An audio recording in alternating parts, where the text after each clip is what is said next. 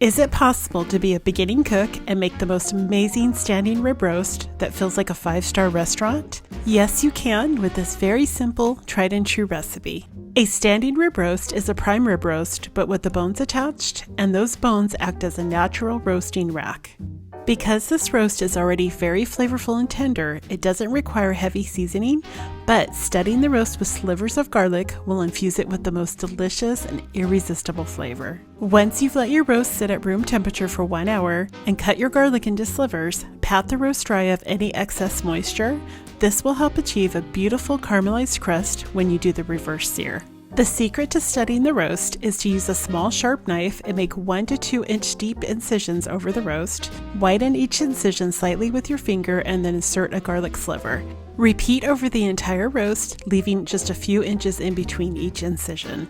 If you're not a huge garlic lover, it's completely fine to leave it out, but I can't even begin to describe how garlic makes this roast feel even more special and delicious than it already is. Once the roast is studded to your desired amount, evenly coat the roast with a high heat oil. The oil will help in achieving a golden crisp sear while also allowing the seasoning to adhere to the roast. After the oil, you'll then want to sprinkle all the sides with a good quality salt like kosher or Maldon sea salt flakes and black pepper. Once the preparation of the roast is done, transfer it to a large roasting pan and insert an oven-safe probe thermometer into the center of the roast, making sure it doesn't touch any bones. Place the roasting pan in the middle rack of a cool oven and then set the oven temperature to 250 degrees Fahrenheit. So here's the tricky part that it's important to take note of. This is a slow roasting period that you will cook the roast to an internal temperature of just 118 to 120 degrees Fahrenheit. Once it reaches that temperature, remove the roast from the oven and cover loosely with aluminum foil. You'll let the roast rest for 30 minutes. This resting period allows the juices to redistribute evenly, and it stabilizes the internal temperature before the reverse sear.